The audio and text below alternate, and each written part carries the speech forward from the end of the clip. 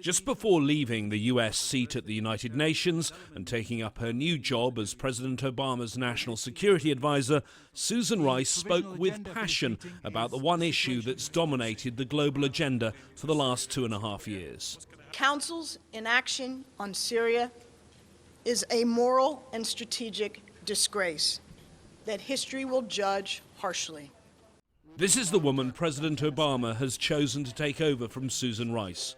A journalist and academic, Samantha Power made her name in Bosnia, where she documented the international community's failure to stop the killing, including the massacre at Srebrenica. A recent event in New York marked the 18th anniversary of the deaths of 8,000 men. The former Bosnian foreign minister knows her well and says she now faces a challenge living up to the human rights principles she's advocated for so long.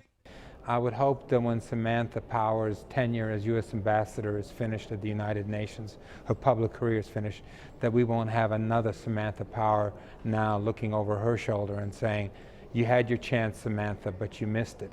The new ambassador is bound to bring a new tone and a new approach to the job, but the deadlock on Syria is likely to endure. The only thing the US and Russia have agreed on in recent months is the idea of a peace conference in Geneva. That conference, though, is unlikely to take place anytime soon because of the intensity of the fighting inside the country.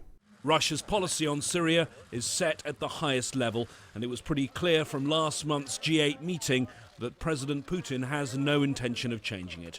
James Bays, Al Jazeera, at the United Nations.